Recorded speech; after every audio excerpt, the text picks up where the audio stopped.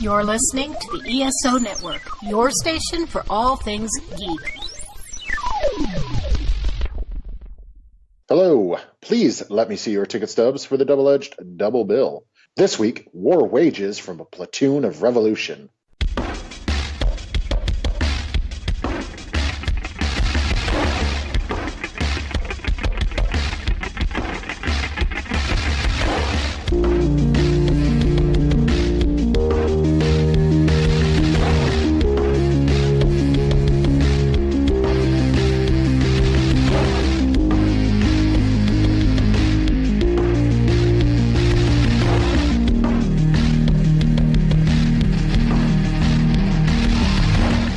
Each week, Adam Thomas and Thomas Mariani will come to the table to discuss the randomly selected yin and yang of a double feature. Then, both will have to pick a number between 1 and 10 in order to seal their fates for the next episode. One will have 2 good movies, the other 2 bad ones. Let the chaos begin. I am Adam Thomas. Hoo-ah! And I'm Thomas Mariani, encouraging you to buy some war bonds and help our boys in blue out there. Go ahead, pull up the bootstraps, little Jimmy. Get to work. Now get ready for your Goofy cartoon and the newsreel before the double feature. God. Well, we're not doing World War II movies. Honestly, thankfully, I'm kind of glad we didn't end up with one, because, that is such an overexposed war in terms of, depictions in media. Because, God knows how many fucking World War II movies will be coming out just this Oscar season. Yeah, and every other fucking first-person shooter. Yeah, we've overused people fighting Nazis. We're discussing, admittingly, Vietnam is one of our choices, which has had several depictions. Not so much the Revolutionary War. We'll probably discuss why.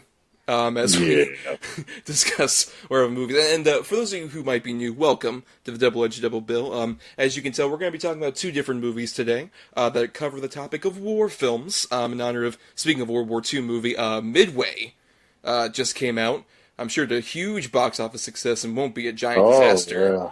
Oh, no, not at all. No, I mean, it stars Ed Skrein and fucking Aaron Eckhart, so there you go. I know, and it's called Midway, which I know was a real battle, but also a pretty lame title. Yeah, and, I mean, I don't know that anybody else wants to see another Pearl Harbor-based movie. No, plus it just gives people the perfect excuse to, put in their reviews, just I wanted to leave midway through the movie. Hey-o! Hey!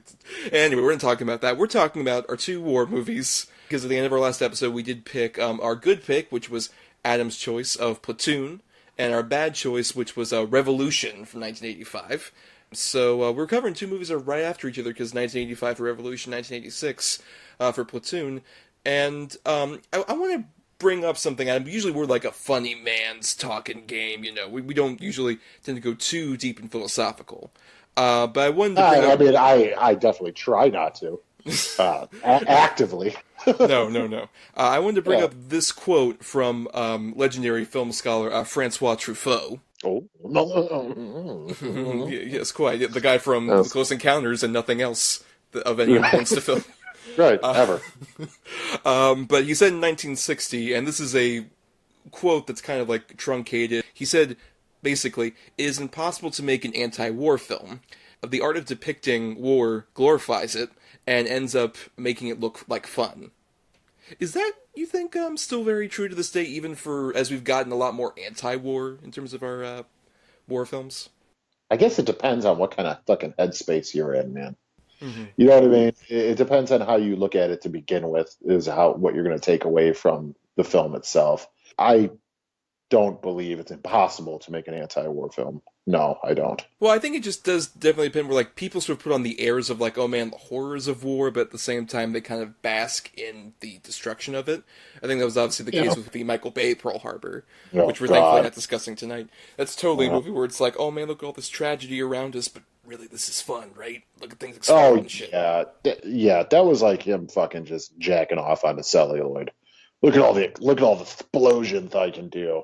Oh, here's some hot people, more explosions. Yes, and I really wanted to bring this question to you because you really pushed for this topic, but when we were kind of picking our movies at the end of the last episode, you were a bit reticent in retrospect about doing it. It was a bit hard for you to do. Well, yeah, because, just the type of times we live in now and everything else. And plus, I wanted to make sure that anything that I picked would, hopefully honor those that might have, died in the war it's depicting or fought or served in the war it's depicting.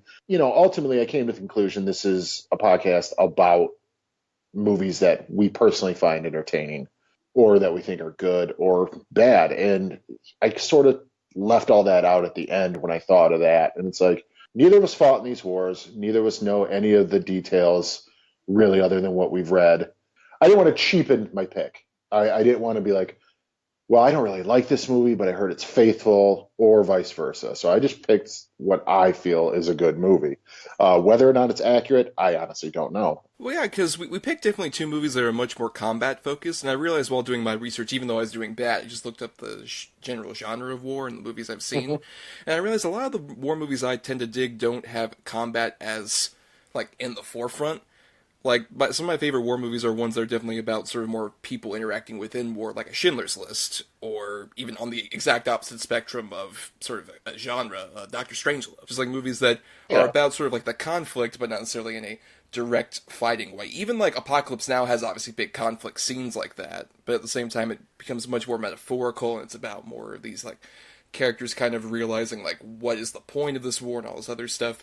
That's what I tend to prefer, but I think we pick two movies that at least kind of try to be about the topic at hand, the actual war, and the people interacting within it. One does it more successfully than the other, as we'll talk about. Yeah.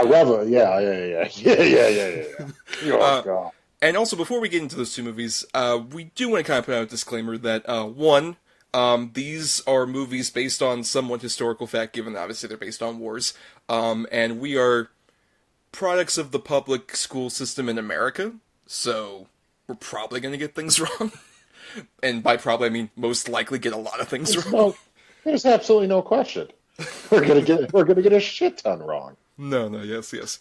And also, of course, as you mentioned, we want to definitely put out there that whenever we making our jokey jokes or having fun here, we don't mean any disrespect to especially any veterans of these wars. Well, of course, Vietnam. And if you're a veteran of the Revolutionary War, just email us, because we want to know if you're a vampire or if you have a really good skincare regimen or something. Exactly. Let us be your agent and represent you. We can make $1 million. Or if you are a vampire, we can be your familiar. We're good. Sure, absolutely. But we don't mean any disrespect, especially because this is coming out right after Veterans Day, the day after. So, of course, we both hope that you had a great Veterans Day. For sure, we appreciate your service. Absolutely, 100%. But whose services we didn't quite appreciate was the services done by the cast and crew of our first feature, which will be the bad one, Revolution. He was a common man, forced into war, fighting to protect his son. She was a woman of wealth and privilege, with everything to live for and everything to lose. They fell in love at a time when the old world was dying and a country was being born. It was the time of revolution. Al Pacino. Revolution. So, Revolution came out December 25th, 1985. And this was my pick. This was the bad pick, obviously. I was kind of curious doing the bad picks for war films about just all right, do I go with historically inaccurate? Do I go with just something that's generally considered a terrible movie? I could have picked a Pearl Harbor, as we mentioned before, but I didn't want to do that to myself or Adam. We didn't want to suffer through 3 hours of that fucking movie. And I really applaud you for that. Yeah, because that would have been really the easy pick, as opposed to this one. Whenever I looked up lists of the worst war movies ever, they kind of fit all the criteria of poorly made movie, infamous bad inaccuracies, and just general insult to what the war kind of represented. Revolution just kept popping up, and as we mentioned, the Revolutionary War isn't one often depicted cinematically. It was more so in the early sort of more silent film to early talkie days, because, you had World War I or the Revolutionary War. Yeah, I think the most famous one's probably The Patriot, right? In terms of, recent memory. Yeah, where the British are basically, Gestapo SS officers. Oh my god, yeah, it was Jason Isaacs is basically a Nazi, yeah. He's Klaus Barbie. There's no question. Jason Isaacs is just a terrible Nazi scum. Yeah, but I'd say that's probably the most famous one. Yeah, and I think a lot of reasons why we haven't gotten any, especially in recent years, is because of Revolution, which was a very infamous bomb when it came out at the time.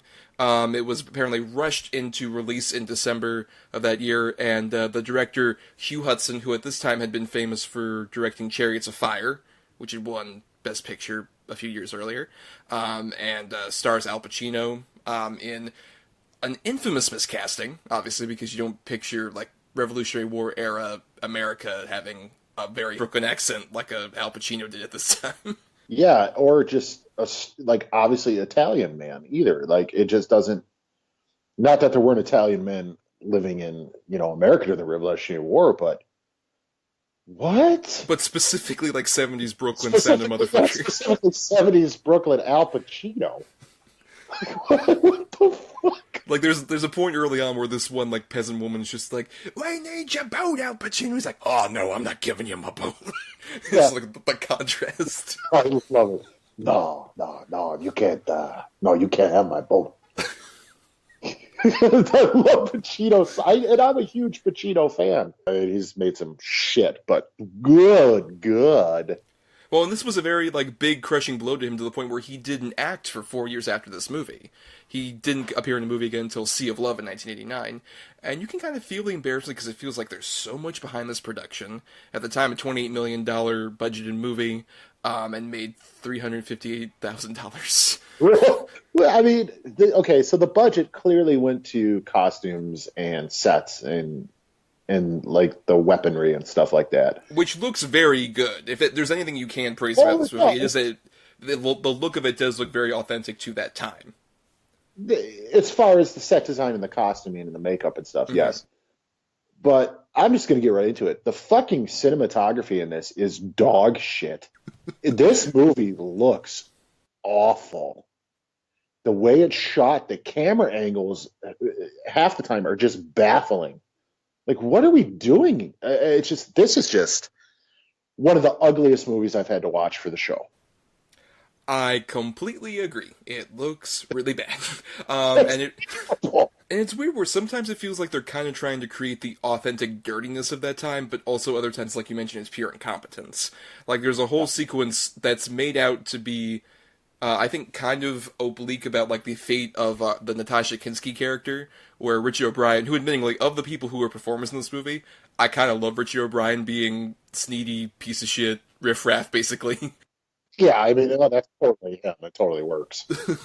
But he, like, hits her in a way where it's like, oh, did he kill her or not? But you can clearly tell from the shot, it's like, oh, she, like, fell over. Like, he clearly didn't do, like, a kill blow. But it's like, oh, no, it's mysterious. We have to keep the mystery alive for 30 more minutes until the movie ends about whether or not she died. And that's another thing. This movie, like, it's 2 hours long, and it just, like, drags out so many sections. There's so many bits of this movie that are just Al Pacino or some other character wandering amongst crowds. It feels weirdly like it's the inspiration for another movie that's about a war that I thought was so poorly shot, was Les Mis, the Tom Hooper movie. Yeah. This feels like the direct inspiration for the terrible, awful, ugly cinematography of that.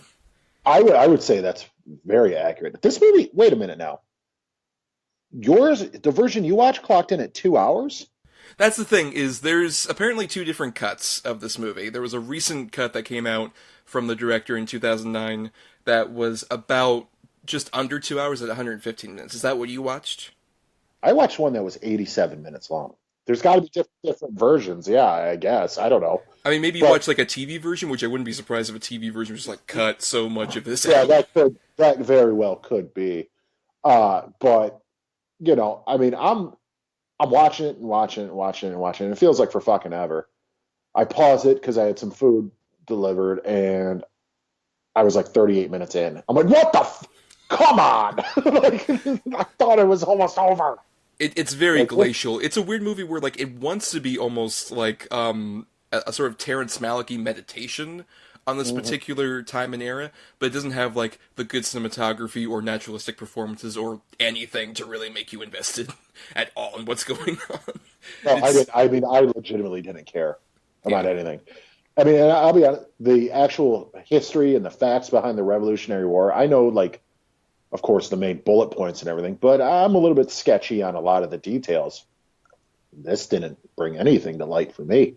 Like, I'm watching it, and I'm like, okay. Like, didn't learn anything from watching this, I can tell you that much. You didn't get any context for, like, the battles. Like, these big battle sequences happen. Like, there's one where Donald Sutherland, who plays our, like, evil captain of the British Guard, and he has, like, and also a very weird accent, where he's just like, I have a weird American accent anyway, but I'll just go very low. And that means I'm British, I guess. But he has, like, this whole, like, battalion that goes out, and there's a whole sequence that's, very Revolutionary War, which is to say, like, a line of people go this way and a line of people go that way. And they shoot at each other, and some people fall over. Yep, and some cannons, and then that's it. Yeah, and I agree, you don't get any real context beyond this started in 1776 and ended in, like, 1783. Which I believe is the actual dates where they ended. And even, like, the passage of time is so poorly conveyed in this movie. To the point where, like, there's no, like, real title cards. The only way you get an indication of time passing is midway through the movie, the young son of Al Pacino turns into Dexter Fletcher, who's a teenager. Yeah. That is Dexter Fletcher, the guy who recently directed the Elton John by Rocket Man. Oh, okay, yeah, see, I didn't realize that. Yes. Well, shit. Maybe from doing this, he's like, okay, I gotta make actually good movies. Or also how to, like, pick up after a disaster, because he was also the guy that finished Bohemian Rhapsody after a certain person decided not to be on set anymore. Yeah, I don't want to name fucking Ryan Singer. Are these the worst filmed battle scenes, too? Might they be?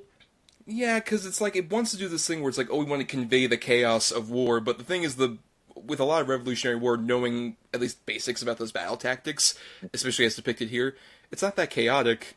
It's kind of like very cut and dry. Like, yeah, right, exactly. The British always had their regiment and their war tactics and, march, one group kneels and shoots, the other group shoots. I mean, that's how they always fought. And then in this, you get, like, especially the very first battle scene, you have the American, whatever you want to call it, the Patriots or whatever the fuck, not the New England Patriots, they might do better. The Americans, like, crowded behind a little ditch, and they'd only ever show, like, 3 different people and shooting. Then, no, we got to run. And then, like, the cannon blasts are happening, and they're almost completely off screen. You just see a little bit of dirt and debris fly into fucking the scene. It's really fucking choppily and poorly shot. You would probably get more enjoyment out of watching, like, a Civil War reenactment in your local town. For real. I'd argue some of the best battle scenes filmed during this period are probably, like, Last of the Mohicans are filmed very, very well. Who is this cinematographer? Like, what the fuck, dude? It's almost hard to watch at how ugly it truly is, this movie. Like, it takes you out of it completely. I was completely out of, I didn't feel like the period, watching the period or something, real events play out. Because I just kept going, like, move the fucking camera. What the fuck? And the cinematographer, by the way, is Bernard Lutic, who is a French cinematographer who only did other French movies. There you go. There is some great casting in this movie. Like, Richard O'Brien, great. Steven Berkoff, I really like him in his little bit part. Mm-hmm. But I like him as an actor, period.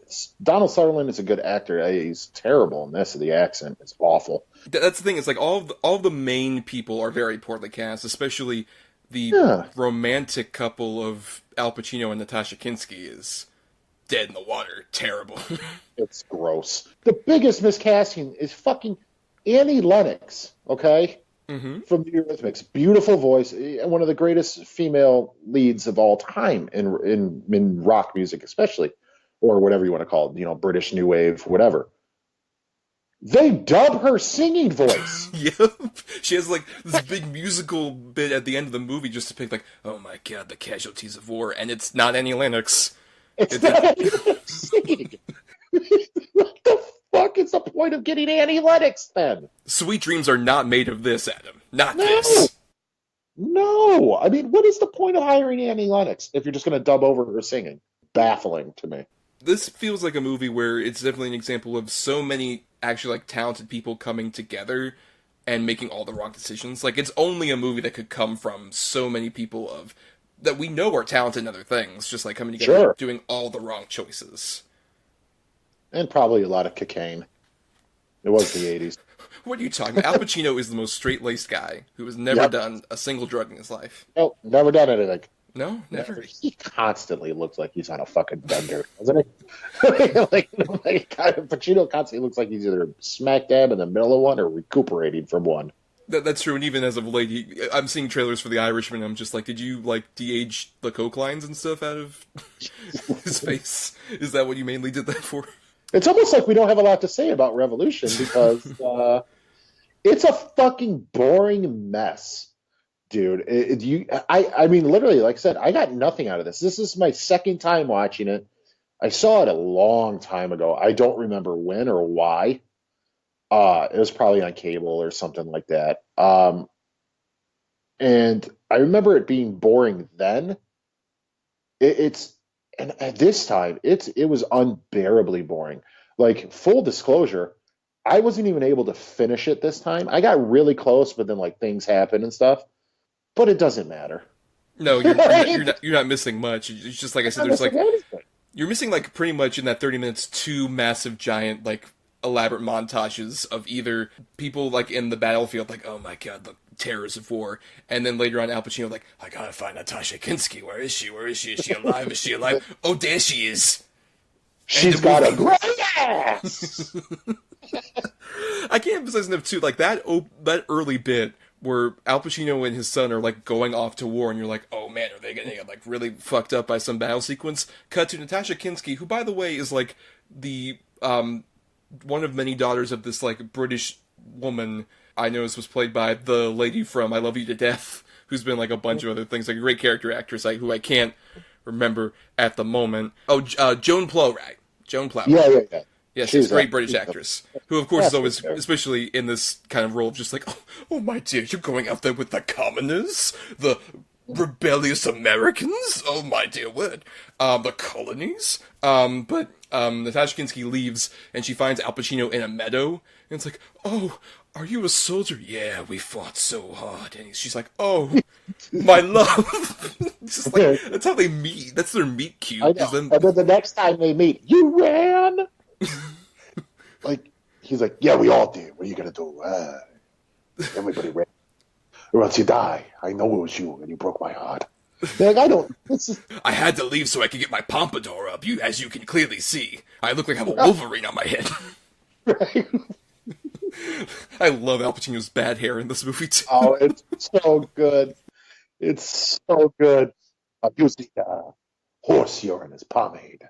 Hey. I hate all those British nobles, but notice my hair is pretty much as big as their puffy wigs. Oh, yeah. Exactly. I'm trying to blend in.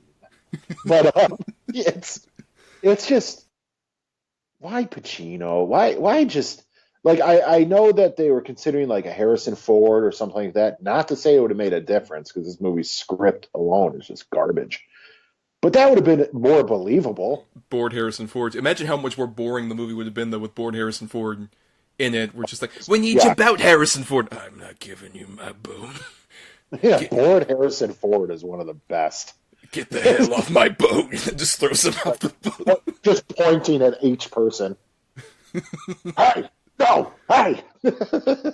Like I said, most historical epics, if you want to call it that, which is really grasping at fucking straws, you tend to walk away at least maybe learning something or getting a gleam into the world when it was supposed to take place.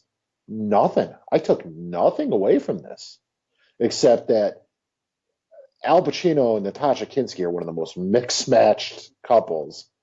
And I didn't realize in the Americas that Brooklyn accents were alive and well during the Revolutionary War. The few things I was able to glean off this, it feels weirdly like an anti-American Revolution movie, pretty much, the whole movie. Like, there's that scene where Al Pacino's, like, amongst the crowd that's in the bank, and it's just like, oh, you'll get your gold in 2 weeks when the war's over. It's like the very start of the war, and shit like that. It feels weirdly just like, they're like, oh man, how disorganized all this was, how unfairly they treated the soldiers, and it's like, It was the fucking American Revolution. They didn't have a lot. They're completely seceding from a massive union. That's like the whole point of the fucking thing. They're like the scrappy rebels who didn't have anything. Right, exactly. I mean, this feels like, you know what it looks like and feels like and is even acted like a movie of the week event. Yeah, it feels like it probably would have been like a mini-series, but they realized, we can't even fit like 2 hours. But that's what it feels like, doesn't it? Like it'd be split up over like 2-3 weeks, an hour each Wednesday or each Friday or whatever. On like, back in the day, NBC, but nowadays like the History Channel or something. That's 100% what this movie feels like. That's what it wants to be, definitely, but it just feels so much like they can't even stretch to have whatever plot for like a 2-hour movie. Because considering, like I said, just like boy meets girl, and they disappear as like battle sequences go on, and they come back together, and then he thinks she died, and they come back together at the end. Oh. That's the plot of this fucking movie. I know, and it's like, do you even fucking care? No. You really don't. Because their chemistry is just non-existent. No. It's not there, and also it feels the most interest I got out of this was sort of the meta-contextual thing of realizing how big this was a bomb for not just like Al Pacino in his career, but also even this was a British-made American Revolution movie, which might explain some of the animosity it has. Yes, absolutely. It's like, guys, it's been 200 years at this point. You really that bitter still? Especially considering like that it was such a big bomb, and also nearly ruined the British filmmaking industry. To a certain extent, like big studio filmmaking took a huge dent because of this movie. Decade, wasn't it? Yeah, and it almost feels like an exact sort of attempt to kind of quell a lot of like the sort of like big war filmmaking that happened with like an Apocalypse Now. It's curious watching any early '80s to mid '80s like war movie and seeing how many of them are just like, no, we're keeping everything controlled as possible because of that and Heaven's Gate. Like, you can tell this feels like a movie in reaction to, like, no, we're keeping things tight, we're keeping things contained. But in this case, it just feels like so many of these different disparate elements just came in and made it one of those productions without them even intentionally trying to do so. Yeah, I think that's definitely the case here. Like you said, it just got away from them. You could tell it became just a bloated mess. And it's like, well, we just got to keep going with it. And it's all the trials and tribulations and production problems or whatever else there might have been are clearly on screen too. But it's not even like a fascinating movie. Like, I would argue, like, Heaven's Gate was a huge mess of a production, but it's still a curious movie. It's also overlong and like has a lot of issues. Ridiculously long. But there's fascinating things to like glean from that, as opposed to this is just like such a bore. It's like you mentioned, it's one of the more boring ones we've covered for the show. Mm-hmm. And it's eking in on, like, sort of top 10, top 5 of worst we've talked about on the show. Well, it is, but it's not for me. Like, it's easily one of the best, but it's also that category that falls into, like, the Chun-Li movie or some of the other ones we've done where it's forgettable. Right, that's why I'm saying it's eking toward that, because it has all the qualifications, but I'm not going to remember anything about it come 24 hours from when we record this. Exactly. Well, come like Hood of Horror, though. You're never going to forget that you saw that. Oh, no, I'll never forget that. That's my PTSD is the Hood of Horror. Like the worst of the worst. This is just a bore fest. It's so boring. But I guess let's go into final thoughts. We have a good war movie to talk about, a great war movie to talk about. Any final thoughts on this? It's just a boring piece of shit. It's completely miscast, pretty much all around. There's a couple of gem actors in it, but even the ones that you love aren't given much to do. It's boring, man. You don't learn anything. It's not exciting. It's not fun. The romance angle of it even is just completely wasted on two people who have zero chemistry, if not less. Al Pacino had more chemistry with Adam Sandler in Drag than he did with Natasha Kinski. I mean, it's just, you don't care. You don't care about anything that's happening in this movie or any of the characters. It's just ultimately just a boring, bloated, ugly fucking mess of a movie. Now imagine Adam Sandler in Drag as Natasha Kinski's character. Might be better. At least you'd be like, what the fuck is this about? Oh, you fought in the Revolutionary War? Oh, God, I got a thought from my front butt. At least you'd have something to look at where you're like, this is fucking, as awful as it would be, why did they make this decision? Where in this, like, this is just. Then again, cut to the Oscars that year. I'm sorry, we're creating a second Best Supporting Actor trophy for Adam Sandler in this film. But no, I mean, I agree with everything you said, but I'm actually glad that we picked it because I feel like, as a sort of transition point, this definitely feels like a low point for what war movies had kind of been up to that time. Like I said, in the post-apocalypse now, Heaven's Gate kind of era, this definitely feels like the lowest point of like, oh, we're trying to keep a tip-top production, but also we're kind of letting this like get away from us in so many studio notes. It feels like very much a lot of cooks in the kitchen, kind of resulting in this horrible mess of a movie. And it, I think, would bring us more curiosities like our next feature, which definitely feels like a cohesive, singular vision from one filmmaker. Yeah, probably his most cohesive. Yes, we'll get into all of that as we get to our good feature, but first, here is a great ESO show you could be listening to right now. You're listening to Nerdlanta. Hey, what's up? This is Master Blazer and Walt Hittman from Atlanta Roller Derby. Hey, what's up? It's Mike, Brian, Eric, and Brandon from Robot Party. Hey, what's up? This is Catherine Barsonistis from the nerdy food blog, thegluttonousgeek.com. Hey, this is Rory, a.k.a. Catlanta. It's Atlanta's only live nerdy podcast, available now on the ESO Network. Hey, that's pretty good. We are Nerdlanta. All right, now it's time for our good feature, everybody. We are talking about Oliver Stone's Platoon. In 1967, Oliver Stone was a combat infantryman in Vietnam. During his tour, he received a Bronze Star for gallantry. 10 years later, in Hollywood, he was picking up an Oscar for the screenplay of Midnight Express. Now he has another story to tell. Stone has come a long way from Vietnam, but he has not left it behind. The first real movie about the war in Vietnam is Platoon.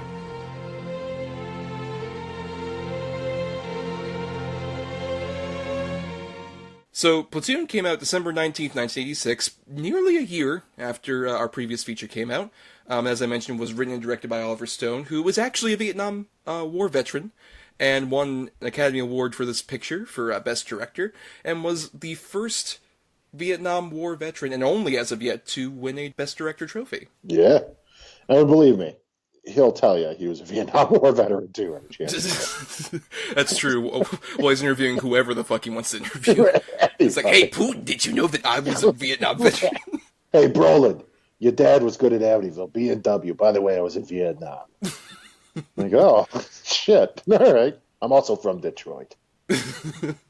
And this was very much based on his experiences in Vietnam. He was in there for 14 months in 1968. And what I like about Platoon a lot is, like, they reference, obviously, like, oh, we're, you know, in some sort of specific areas, but they're not trying to recreate any specific sort of battle from what I can recognize. It definitely just feels more like a cacophonous, stream of consciousness look at one young man's journey into war and becoming from, like, a aw shucks gee whiz guy into a hardened man of war, which is really interesting considering it's Charlie Sheen, which takes on so many different levels now.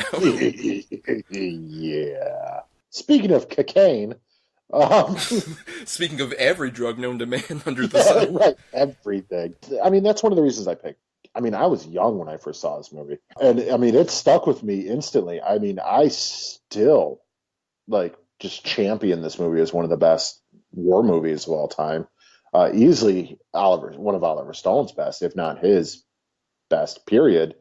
And I mean, just some of the performances in this movie and some of the actors, it's just almost like a gallery of, they were about to really get famous after this movie. Yeah, like, I remembered most of them. Like, I remember, like, even, like, a Johnny Depp. This was, like, right after Nightmare on Elm Street, but I completely forgot about Tony Todd being in this movie. Yeah, right, exactly. And he's really fucking good in it, too. So, yeah, it's a great ensemble, for sure. Oh, yeah, it's great. I mean, the MVP, probably Tom Berenger. I think the thing is, I really like Berenger in this, even though this is one of the few movies I honestly have seen Berenger in, because from what I had heard, he was one of those guys who had, like, a lot of promise around this time, and then kind of became a Mickey Rourke, and just didn't do much with his career after this. Yeah, from what I heard. But I think what works about him is you definitely need the contrast of, like, a Willem Dafoe, who, it's so interesting going back to this, after, especially, like, as of recent seeing something like The Lighthouse, where he's like, crusty old man sailor, and then cut to this here where he's like a baby, and also so very optimistic and so, like, endearing, and you're just like, oh man, well, I would follow this man anywhere, where he's like, he's tough but fair, he has, like, a genuine love for his, like, compatriots, and he really wants to defend them whenever things go down, which makes, obviously, the iconic bit that's all over the posters so much more devastating. Yeah, that's heartbreaking, that whole scene. Absolutely. And I was surprised especially how much that worked, even though Adagio for Strings has become almost a joke at this point. Like, 35 years later, in terms of, like, selling, like, oh my god, the horrors of what's going on right now. Like, it still really works in this movie, and they use it a lot, like, right from the start of the movie. And it's such a great theme that still, like, works for what's going on at any point, just in terms of showing, especially, like, the banality of evil that happens with war. Mm-hmm. Absolutely. The reason I love this movie so much is probably because, you know, as a kid seeing this movie really drills it in, like, war is hell, man. This movie does not glorify it at all. To go back to your opening quote, would I call this an anti-war movie? Maybe not anti-war, but it doesn't glorify it, I mean, at all. It's dark, it's scary, it's dirty, it's death and dismemberment and destruction at all hours of the day, all the time. And you see what something like this can really do to a person's psyche. Now, obviously, I saw this before Apocalypse Now, which Apocalypse Now also basically does the same thing. It's terrifying. It's terrifying. Well, the thing is, I would say that Apocalypse Now is much more of like an impressionistic painting of a lot of the themes that are going on here. Oh, yeah. As opposed to, what I like about this movie is it feels very genuine and real, both in terms of like the stuff where they're actually combating each other, but also my favorite scene of the whole movie is obviously when Charlie Sheen goes down into like the pot den with Keith David and everybody else. And there's such an interesting camaraderie that's coming from, like, it feels like these guys are having the college experience, but just as a, like, respite for all the horrors that they've experienced already and will continue to experience from here. It's such a great sequence of, like, and so many, like, especially, Keith David is my favorite. I just love him interacting off of Charlie Sheen, and how just totally fucking green Charlie Sheen is compared to Keith David, talking, especially the whole thing where he talks about, oh yeah, I was in college, but I dropped out because I wanted to join. It's just like, only a rich kid would say bullshit like that and start smoking weed and shit. But no, Keith David is absolutely fantastic in this. Like I said, I'm a big Berenger fan in this. I also really like John C. McGinley in this. Oh, like, yes. That poor fuck. Like, oh my god, he just wants to leave so bad. You know, he just and then re-upped, and it's just the cast of this movie is just insane. But it's also beautiful to look at. It is beautifully filmed.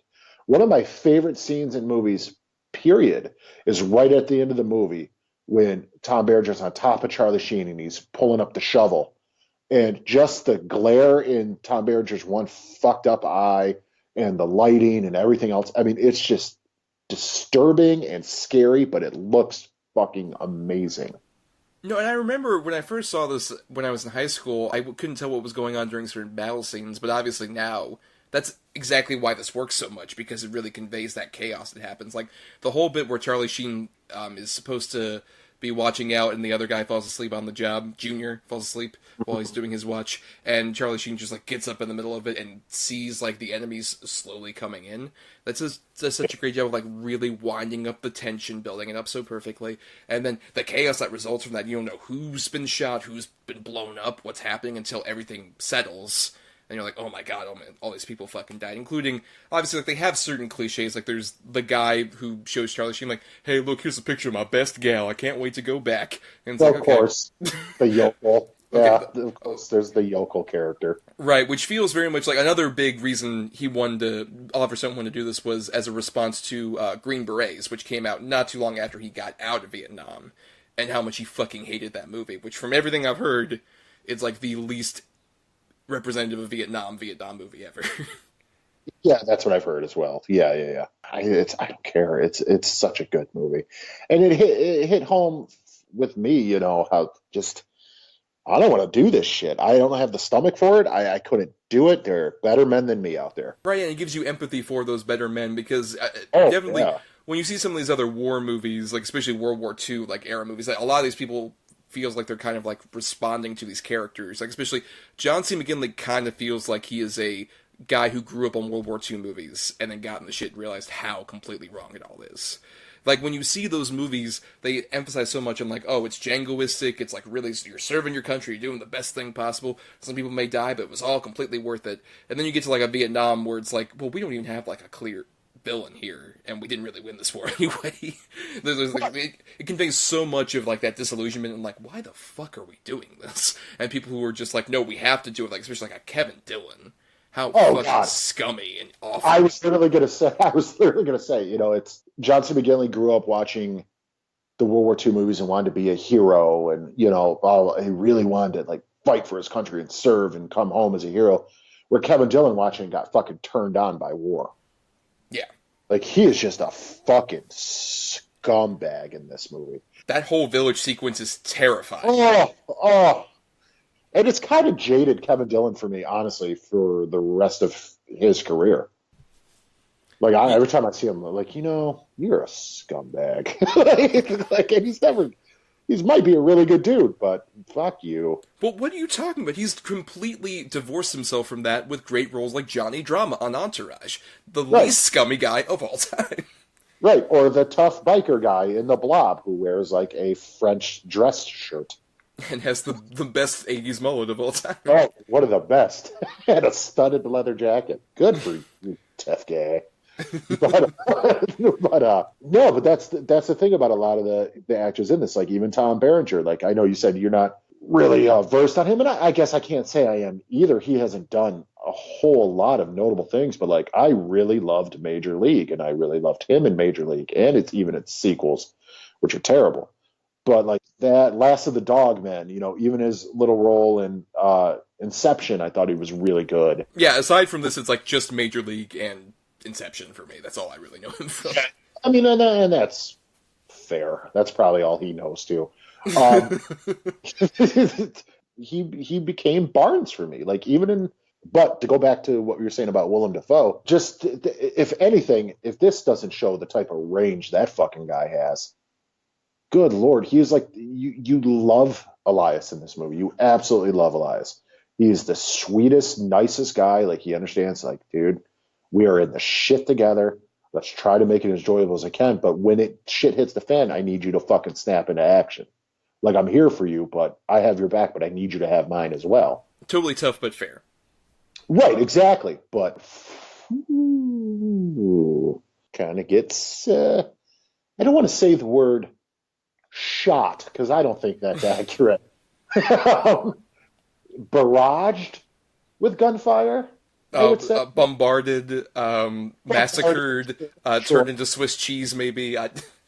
Yeah, you know, things like that. In preparation for this, I watched a bit of an interview he did with Larry King recently, where he talked about shooting that particular sequence, and he talked about how, like, you know, if you watch when I'm doing that, a lot of the charges don't go off. And it's because at a certain point, like, I was running and I had to throw the little thing in my hand away before, like, at a certain point I had to, like, do the famous shot. So you can see me, like, throw the little button away, and you can never not see it if you watch it again. I never looked for that. I don't even look for it. Yeah, you can see him throwing the fucking charge thing away and, like, ugh, and then doing the big scene. Well, you know, necessity, I guess. But, I mean, just even that. Okay, so there was a flub before, but it's still so fucking iconic. Yes. Like you said, it's the poster image. You show almost anybody that image from a certain time frame, you know, or a certain era of people, and they know exactly what it's from. Like, you're not going to show it to, like, a 16-year-old kid now and be like, what is this? And be like, I don't fucking know. The guy from Boondock Saints dying? The fuck? Of course. It's just like, oh, man, Green Goblin, you're in green in a different way. No! Norman, no! But, well, that's the thing, is, like, honestly, when I was younger, like, I grew up knowing Willem Dafoe mostly as a villain from movies like Spider-Man or Boondock Saints. Mm-hmm. And then you watch this, and I agree, he's so endearing. And even, like, in terms of his career trajectory, not a couple years before this, he does something like Streets of Fire, where he is, like, a cartoon villain. In the best way possible. He's amazing in that movie. But then you completely transition to here, and it's almost like, I wish he would do more things like this, or, like, you don't see him do this as often, unfortunately. Like, the last time, I think, was in The Florida Project, which I love him in. It's a very subtle, understated performance, and he's so empathetic. I think that's the big thing, is, even when you see his face, he comes off almost as like a guy like, oh, I don't want to meet that guy in a dark alley. But he has, like, a lot of warmth. Yeah, no, he definitely does. But he's just a terrifying looking man. He's so scary looking. I mean, his laugh lines like for days. Like, I keep bringing up the actors in this movie, but I can't believe how many fucking big names are in this movie, and everybody turns in an excellent performance. Even Charlie Sheen, who I am not a huge Charlie Sheen fan either. Again, I got nothing against him. I mean, Charlie Sheen was a pretty big deal when I was growing up and stuff, but this is easily his best performance, I'd argue. This same year, I think he played a role that would probably be more of a forebearer of his future with his cameo in Ferris Bueller. Yeah, oh God. That's probably his most accurate performance. That's like literally him. Yeah, that's him. Yeah. Great cameo, but you watch it now, you're like, ooh. Yeah, and you can see even like right after this, he teams back up with Oliver Stone for Wall Street, and he's like the weaker factor in that anyway. I think it's just because like he fits weirdly here. It's like the only time you really could have gotten him in a fresh-faced state, where he's just like, he almost has like a Michael J. Fox kind of quality early on in this movie, where he's just like, oh, gee whiz, I'm just out here, and I want to do right by my country, and all this is just like, oh, you're gonna get eaten alive. Oh, yeah. And even when like he ends up getting completely batshit insane by the end of the movie, you believe it. You believe this guy's cracked. He's lost himself to the horrors of war without question. Absolutely. Yeah, though I will say probably it's not nearly as subtle as his performance in the Hot Shots movies, Adam. Oh my God, I forgot about those. Those are his best performances. Especially part 2. You can't beat part 2. I know, dude. I guess we should talk a bit more about Oliver Stone, because this is very early in his career. It's not his first film he directed. He had also even like been an experienced writer at this point prior, doing stuff like Conan the Barbarian, winning an Oscar for Midnight Express. Would you say this is his best movie? I'm not hugely versed on Oliver Stone, really. This is probably my favorite Oliver Stone movie, and it may be his best. I know a lot of people really like Born on the 4th of July. I know National Born Killers has a huge following, things like that. But to me, this is probably his best. I would say so. I mean, I do really like this one. I do also have a bit of a soft spot, even though it's fucking bonkers. I think that's because of why I kind of dig it is JFK, which is one of the most insane fucking movies ever made. Yeah, JFK is out of control nuts, but that is a good movie. No, but I think that's also a very big turning point in his career, because like before JFK, you saw him doing a lot more movies kind of like this. They're like a bit more engaging, understated movies about just like people interacting that still have like very unsubtle moments. Like I do kind of love the bit where they're all in that weed den and they're all singing to that song, and then it cuts to the Kevin Dillon camp, and the song literally starts with "We don't smoke marijuana." Like, okay, we get it, Oliver. The contrast is very subtle here. You miss a lot more of like the humanity, I think, after JFK in his career, and I think that's a big thing that makes this, I would say, my favorite of his movies as well, is because it has so much more of like that interesting grounded humanity to make the bigger moments all the more shocking, all the more brutal. Especially like when that one guy who like has the whole cliche picture of his girl ends up dead. The moment that like you show him dying, and then Tom Barron just like, you see this sack of shit? I want any of you acting like him. Like, wow, this is so intensely disturbing. It just really showed you just like how much you are treated like a sack of meat the moment you die in war. Like, there's no real funeral for you, buddy. You get thrown to, like, these big fucking, like, mass graves. Well, yeah, there's no time to mourn. There's no time to care. There's no time to do anything. You just got to move on. No, but you gotta move on and end up doing the same thing, but to a bunch of fucking native Vietnamese people who have no reason to be horribly tortured like this. I can't emphasize enough how much that scene, like, even still haunts me. How they just don't give any single shit about civilians in any way, and how, like, some of them are almost raped at a certain point, some of this other stuff. It's not subtle, but it really does, like, get you immersed in what I'm sure did happen. Like, there are reports of obviously that happening all the time. How many villages they just completely burned down and left people homeless and just had them fucking rush off to be, like, prisoners of war after a certain point. No, and exactly, and that's what makes it even more disturbing. Shit like that actually happened. Like, it wasn't added for just dramatic effect. Those things did happen. And it's disgusting, it's deplorable, and it's, like you said, it's fucking disturbing. It'll stick with you. At least I hope it does. If not, you might be a sociopath. But it's fucked up, man. And I guess before we get to final thoughts, I do want to ask, so would you say this is also your favorite Vietnam War film? Or even in terms of overall war films, your favorite? I mean, it's probably my favorite one dealing with the Vietnam War. Is it my favorite war film?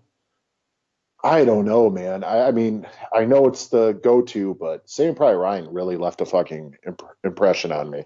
And I went and saw that as not as a fluke, but I wanted to go to the movies, and me and my stepbrother went, and that was what was playing. So we're like, oh, let's just see this. And it fucking floored me. I mean, I absolutely love that movie still. But this is right up there, if not my favorite. I mean, it's right up there. Yeah, it's up there for me in terms of overall war films. I would still give the slight edge to Apocalypse Now. I think of nothing else because of how just, like, grand scale it is. Like, this movie's definitely a lot more intimate, which I think makes it, much more sort of watchable, interesting for various other reasons. Just, and like you mentioned, the huge cast. We even talk about fucking baby Forrest Whitaker in this movie. I know. He's so little and cute, and his eye's not as bad. No, yeah. and you see him with that beer, like, during the big, like, singing scene. You're just like, oh, but you shouldn't have that, but we'll let you be a scamp. Go ahead. You're about to be fucked up horribly. It's fine. Right, yeah, okay, you've earned a little shippy chip. But no, yeah, this one feels definitely a lot more just, like, sort of rooted in something that you can kind of, like, see as a bit more palatable as someone who maybe didn't go to war exactly. I think that's a big strength of, like, why this sort of has lasted as long as it has in the popular consciousness, is because it feels a lot more just sort of like, oh, you get to know and hang out with these people for good or bad, see, like, all their faults, all their issues, but also all of their, like, interesting qualities that make them human or monstrous in any way, and then you see them be horribly flayed in so many different regards. It just, it gets you really immersed in that situation, so the horrors really stick with you. These are hard movies for me to watch, and not that I don't want to get enjoyment out of them, and because I truly do, but it's always sort of difficult for me to watch movies where there's things that happen in them and you're like, oh man, I mean, this has happened to people. There are probably people in the theater when this movie came out that fought in the war who remember those things, or the children of people who fought in the wars, or things like that. It's a very hard genre for me, but I do think in ways it's a very important one as well. Well, no, yeah, especially when you consider how this movie ends right before Charlie Sheen gets on the helicopter, and you see him just kind of, like, lift up his arm when he sees the one guy just like, oh, I survived, and he does, like, the weird sort of almost, like, primal chant that he's doing. Mm-hmm. He's like, yeah, you got out, and then he's on the helicopter. It's like, but man, what am I going home to? How do I go home after this? Right. And you even know, as things kind of go on, that it's like, oh, he's going to be a Vietnam veteran who's not very well treated, which is why I actually like Born on the 4th of July, is how much of it's about, like, just how we completely ignored these people when they came back.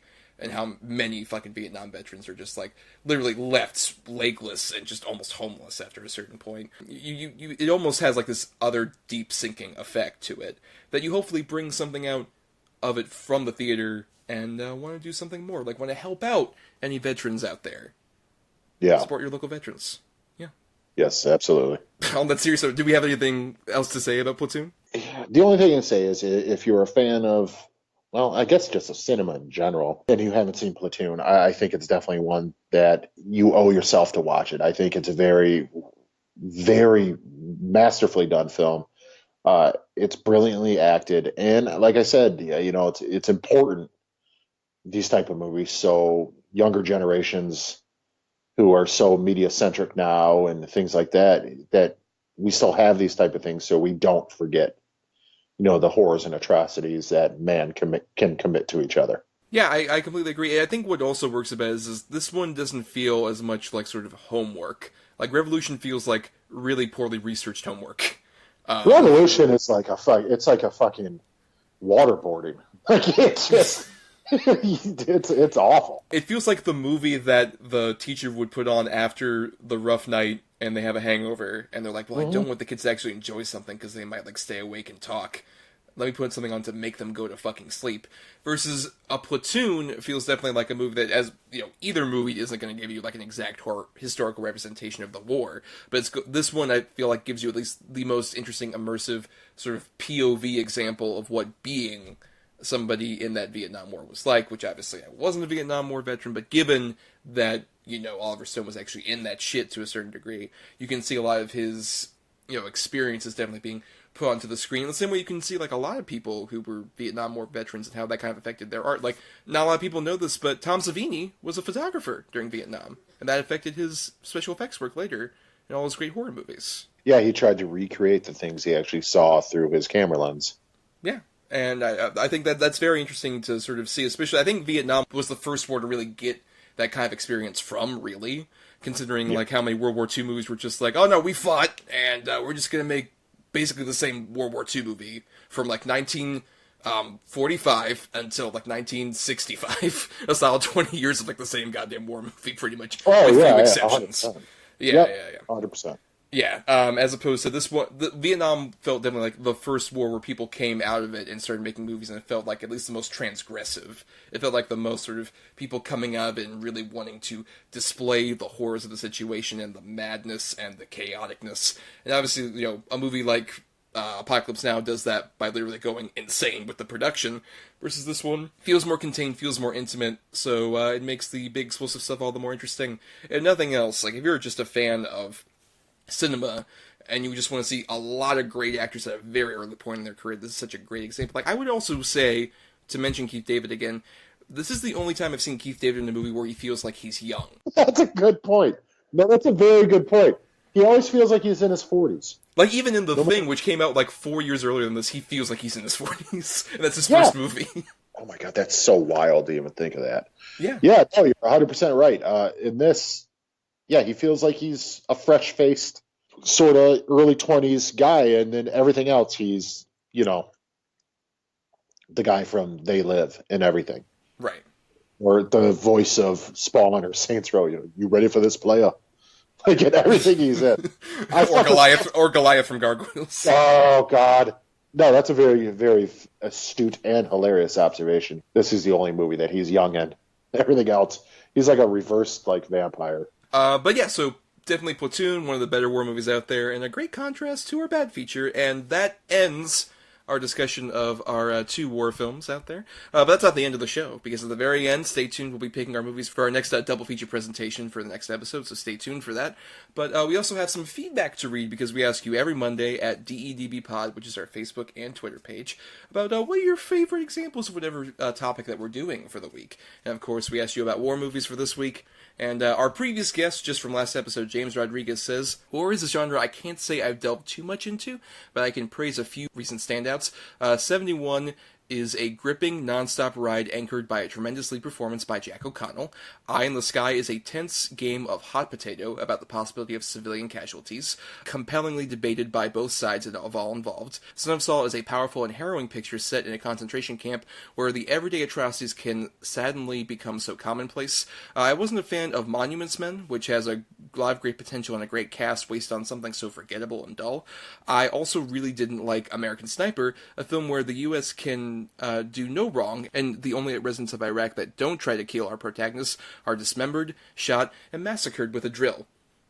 You forgot to mention the baby, James. That fucking baby. I watched that movie with, like, a couple of, like, more, let's say, right-leaning friends, and even they couldn't stop laughing at that fucking baby. Because it's ridiculous, dude. It's absolutely ridiculous. And I tend to agree with him on almost. I haven't actually seen a lot of his picks, like the earlier movies he mentioned. But Monuments Men, what a disappointment Monuments Men was. And American Sniper is just a bloated America, yeah, movie. It's I couldn't get into it. Which is especially interesting considering a lot of the stuff that came out about the subject. About the style, yeah. You can tell Bradley Cooper is totally trying to make that movie work, because he is very good. And what he's I would consider fantastic at it, yes. Yeah, and what I would consider a very mediocre movie. That's also, like, even though it got a lot of awards attention, it's also one of the highest performing, like, profitable movies of all time, because it came out in January. Well, there you go. But that's Clint Eastwood's career as of late. They're all just sort of meandering, bloated messes with mixed messages, movies with mixed messages, for the most part. Mm-hmm. I was curious about Eye in the Sky, though, because I know that's one of the last movies Alan Rickman was in, and that's the one with Helen Mirren in it. Yeah, I haven't seen that one. In fact, I've never even heard of it. Yeah, and I knew about Son of Saul, which was, like, the big thing about that is, like, it's from in the view of a concentration camp, and it's mostly, like, point POV cam, and, like, almost looks like one continuous shot, which I was just like, I don't know if I want to experience that. I'm sure it's a very great film. Oh yeah, I'm sure it's fantastic, but I don't know that I want to. Yeah, I don't know that I want to subject myself to that. Maybe not. No. But maybe movie night with the kid. Like, world, you watch this. We'll start off with My Little Pony: Friendship is Magic, the movie, and then we'll go into Son of Saul. Yep. Brian Kane says, Letters from Iwo Jima is a yearly watch from me, alongside Black Hawk Down, which is one of the most accurate Hollywood depictions of a specific incident, believe it or not. A close runner-up is Come and See, a borderline horror film that might have the most unflattering portrayal of World War II I've ever seen. I agree with him at Iwo Jima, though. As much as we were saying things about Clint Eastwood before, I love Letters from Iwo Jima. Letters from Iwo Jima, you got to figure it's considered the companion. Well, it is a companion piece to Flags of Our Fathers or whatever. Yeah. And Iwo Jima is infinitely better. Letters from Iwo Jima is a fucking beautiful masterpiece of a movie. It really is. As much as, like you said, we were dogging on Clint Eastwood, Letters from Iwo Jima is fucking fantastic. It is one of the most beautiful, tragic war stories I've ever seen. Yeah, it's really fucking good. And you want to talk about another thing, like you said with Black Hawk Down, you want to talk about a fucking cast. There are so many big name actors in that fucking movie. Like Tom Hardy's in it, James McAvoy's in it.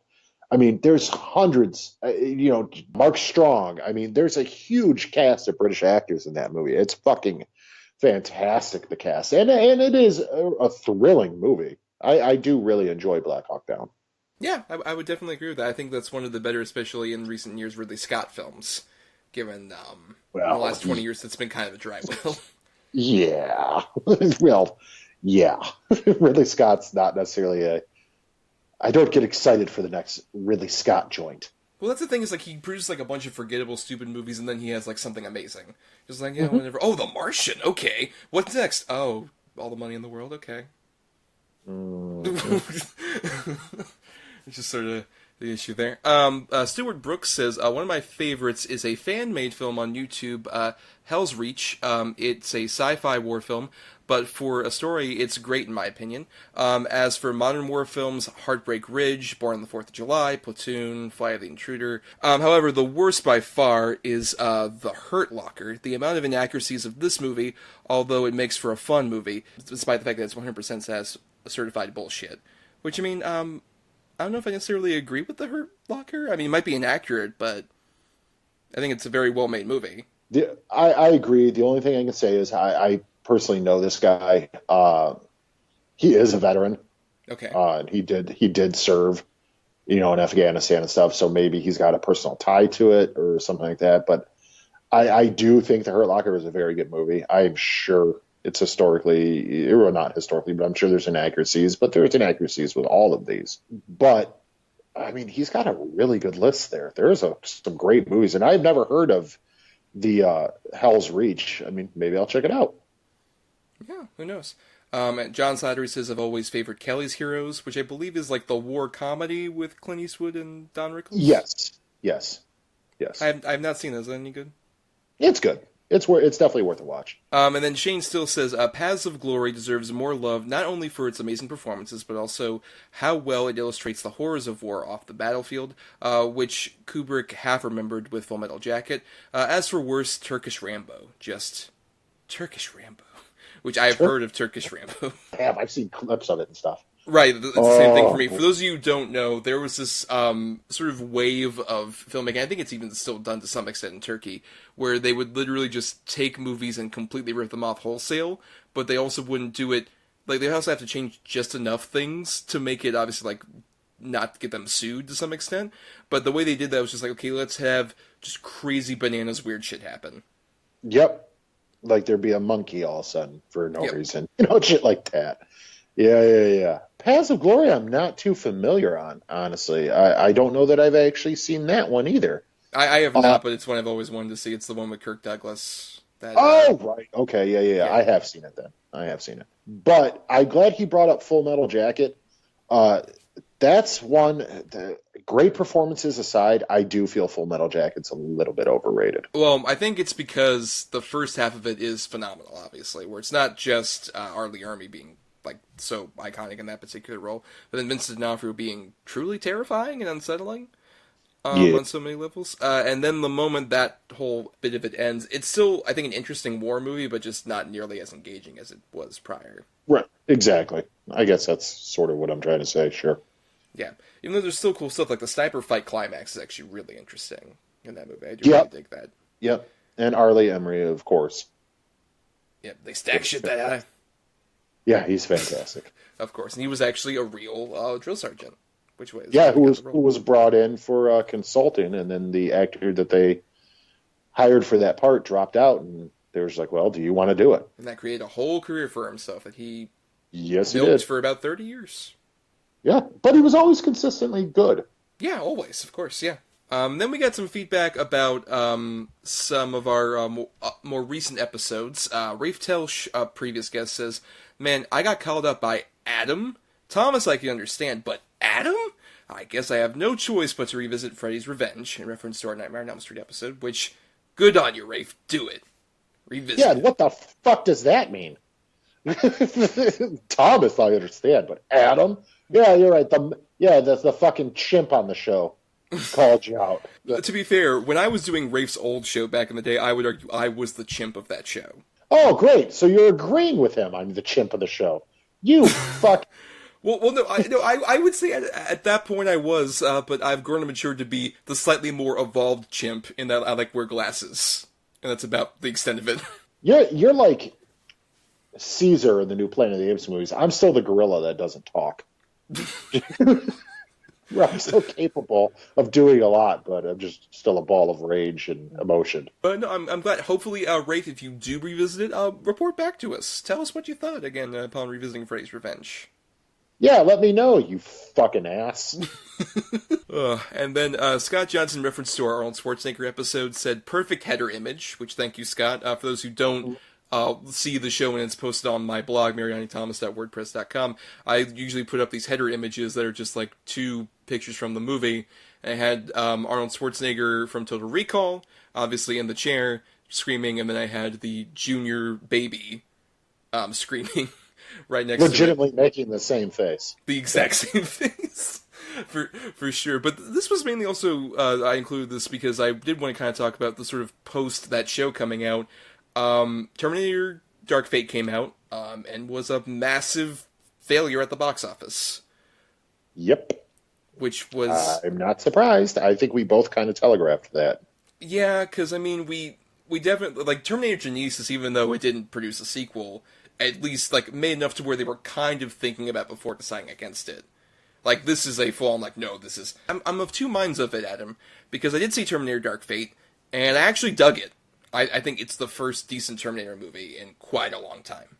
But at the same time, Terminator in general, to me, has felt sort of like the deadbeat dad of franchises, where, like, you remember the good times of Terminator 1 and 2, and all the great stuff, all the awesomeness. And then, like, after Terminator 2, this franchise dad left, and then he came back with Terminator 3, and it's just like, well, it's not quite the same, and you kind of feel distant and not quite that good. And then he comes back with, like, a Terminator Salvation, which is, like, his midlife crisis where he's in a fucking, like, souped-up, like a sports car, and he's got a jacket on, and it's like, but you kind of feel hollow. It doesn't quite feel right. And then Genesis is him, like, really desperate and almost seeming like a drunk coming back, and he's, like, pissing himself, and you're like, oh. Yeah, and he's dating a girl he went to high school with. Oh, and you're like, oh, God, what are you doing? You're like, oh, no. Yeah, right, exactly. But then Dark Fate is him coming back a few years later. It's just like, I've been sober for 3 years. I've been, cleaning myself up. I'm about to marry a woman who's my own age. But you can kind of still see he has some of his tendencies that are coming back. And he's like, well, maybe do you want to, like, hang out sometime? It's like, sure, yeah, we'll do that. But you probably won't. You want to kind of keep this particular moment alive. You'll start getting birthday cards, but they'll be, like, a month late. Yeah, and you're just like, I want to just remember this moment where, like, you seem like you're on the right track, and I appreciate that. But right, exactly. We don't really see each other again. I feel like that's kind of where Dark Fate is up to this point. By the way, this is not based on any actual parental relationships of mine whatsoever. But it is of mine. No, the thing is, it's like, I haven't seen Dark Fate. I've heard, like, all the bullet points of it and stuff, and I legitimately have zero interest. I would say give it a watch on streaming. I'd say it's perfect for that. Really, it's just like a kind of streaming watch. Where, I mean, at least keeping in mind, because like I'm sure, especially like you're aware of the opening sequence, which I guess, which I fucking hate, Thomas. Well, okay, here's the thing. Spoilers for this movie, first of all, if you care. Like, fast forward like 2 minutes or whatever. Right. I walk in, Terminator Dark Fate, and that sequence happens, which, by the way, has great de-aging on Linda Hamilton and a young Edward Furlong on some kid's body. And, like, they're in Mexico, it's 1997, everything. Hey, we've stopped the Skynet and everything's great. And then another Terminator comes out and shoots John Connor dead there. Initially, I was very worried by that. But then as I kind of watched this movie, and I did kind of realize it's just like, hot take, John Connor's kind of the worst part of this entire franchise. As someone who loves T2 and likes Edward Furlong in that movie. I don't disagree with you as far as like the way he's been portrayed and everything, but he's still the most integral part to the franchise. He is the reason. He's the MacGuffin. Yes, the MacGuffin of the franchise, which every other attempt at kind of doing something with Terminator from here on in tried to do something with John Connor, and nothing ever worked. So I almost kind of respect the movie at least saying, like, you know what, we're getting that off the table, and we're just going to do something that feels a bit more of our own, but we're also kind of remixing some stuff from the earlier movies. So it's uneven ground, but I would say it's at least more interesting ground than we've gotten in the other fucking movies. I think, keep in mind that, like, a lot of my, at least, decent appreciation for Dark Fate is very much based on bottom of the barrel expectations. Like, sure, you're going past the bottom of the barrel, you're into, like, the Earth's crust, and then the magma, and then, like, the center of the Earth. After Genesis, right, you're, like, down there. And then it's like, oh, okay, we reached, like, midway through the barrel. That's fine. Yeah. Still, I mean, I'm sure I'll see it, but it's not definitely a got to do it sort of scenario. No, was the case for many people out there, and the reason why we probably won't get a Terminator thing for quite a while after this, and maybe we just shouldn't get any more Terminator. We just shouldn't get any more. Just let it die. No, let it die. But at least it died on an okay note. And that's the end of our okay note of a feedback section. We thank you all for listening. And, of course, we also want to thank people like Chris Oliver for the intro and outro music used on our show.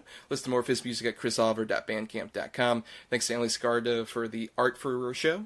And, of course, if you want to find us on Twitter and Facebook and all the other social medias, we're at DEDBpod, where you can send feedback and stuff. And you can also email us at doubleedgeddoublebill, all spelled out, at gmail.com. And you can also find me on my own individual Twitter account at NotTheWho'sTommy, where I post my musings and such. I also do some writing at marianithomas.wordpress.com, where I post like reviews and stuff of movies. I have a review for Dr. Sleep out right now, which I really enjoyed. I think is a really good movie, but could have been a great movie if it kind of divorced itself a bit more from The Shining. But still very good. Yeah, that one I do want to see. And you can also find me doing some writing at TrueSuperheroFans.com. I would have just put out probably an article recently about how Alan Moore and his snake god Glycon love the new Watchmen show. Oh, well, good. At least Alan Moore's coming around. And you can also find Adam doing some interesting art stuff, am I right? Yeah. You can reach out to me at facebook.com/ghoulishgourds. I do pumpkins and stuff like that. You know, I'm going to be doing Christmas ornaments, things like that. I do some canvas work if you want. And, you know, everything's for sale. Everything's negotiable. Every price is negotiable. Pretty much anything you want can be done. And, that's pretty much where to find me. And also, I was on past guest Desmond Alexander Peel's show, Desmond's Flicks. But we talked about 2 rape revenge films. Had some actually pretty intelligent conversations. And one of them, I hadn't seen before, and I ended up absolutely loving one of the films. So if you can find it, listen to me there, too. If I'm right, you did I Spit in Your Grave and Miss 45, right? Correct, and Miss 45 is the one that I ended up absolutely loving. Of those 2, that was the one I've actually wanted to see. It's on Tubi TV, dude, so it's free to watch. It's really, really, really good. Well, I'll do some homework, I guess, in advance of that, there you go. that particular episode, yeah. And, of course, also, if you maybe message, if you're not on Facebook, you can message us on Twitter, on the Twitter account, if you want something about the Ghoulish Gourds or the upcoming Christmas ornaments that Adam's doing. Or you can email us at doubleedgeddoublebill@gmail.com. And I think if you mention that you've heard about us on the show, you might get a bit of a discount, Adam? Is that right? Absolutely. You'll at least get $5 off at least. If you purchase more than one item, then that's going to keep compounding. So 2 items, $10 off. 3 items, 15 off. I will definitely hook up. Yeah, and he gave me a little shop of horrors pumpkin, which I definitely want to post on the social medias just to show you all the great craft there. Oh, yeah, that one was fun to do. And if you want more content like that, please make sure to subscribe to us on Apple Podcasts, YouTube, Spotify, Stitcher, and any other podcasting platforms. And if you're listening on the ESO network, why not dig into the archives of the first several episodes? Because there are like 67 episodes that weren't posted on that feed.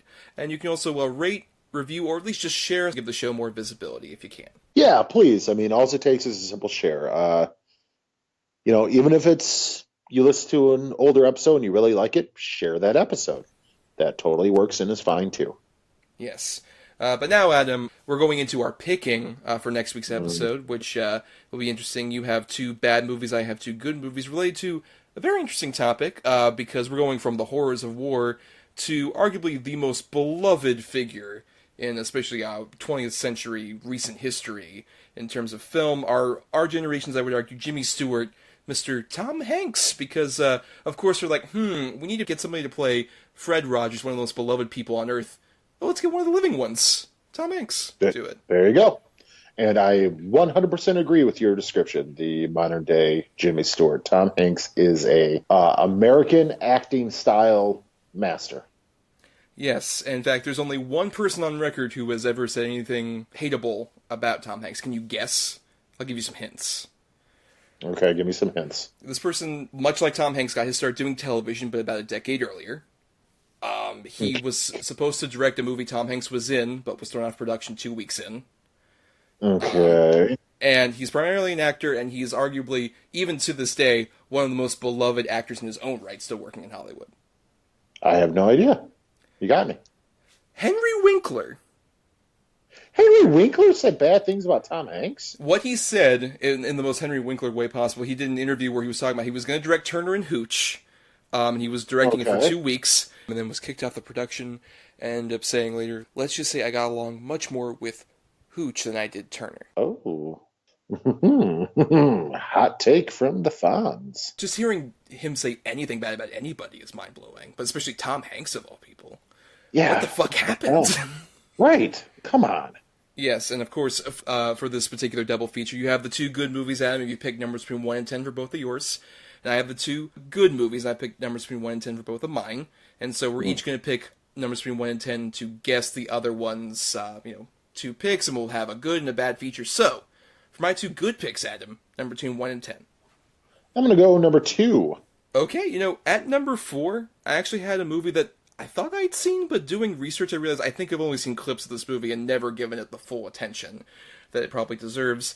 1995's Apollo 13. Oh, wow, man, I haven't seen that in fucking forever. Yeah, it's a quintessential dad movie, but I realized I've just seen like bits and pieces on like TNT and other places. Yeah, that'll be a fun one to revisit. Cool. And then at number 8, I had one of his more underrated performances, especially of this director in particular, one of the more underrated movies, Steven Spielberg's Catch Me If You Can.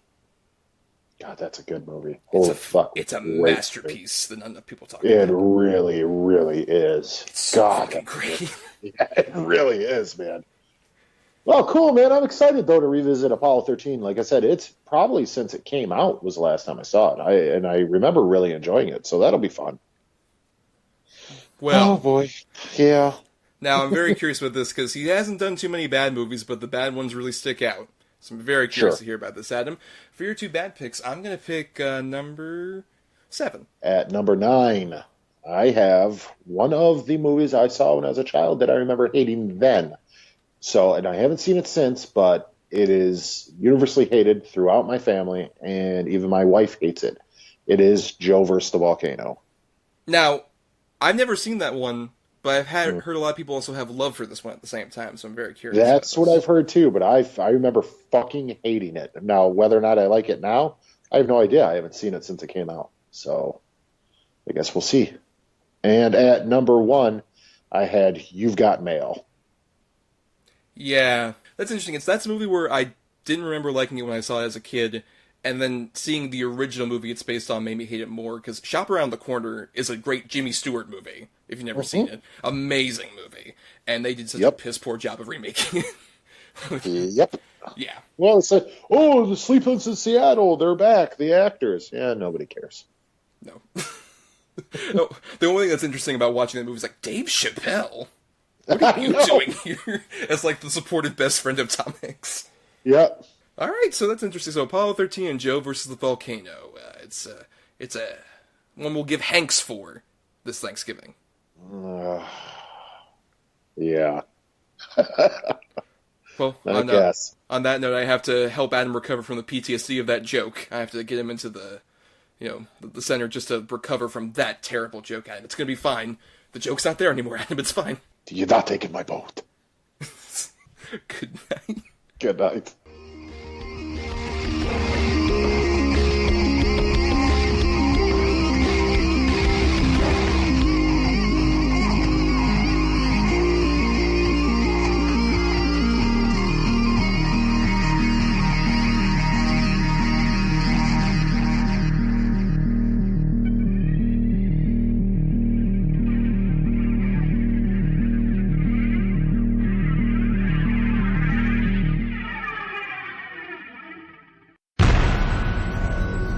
This has been a broadcast of the ESO Network. Be part of the crew and help support our shows by donating to our ESO Patreon or by shopping through Amazon.com or the TeePublic store, which can all be found at www.esonetwork.com. The ESO Network, your station for all things geek.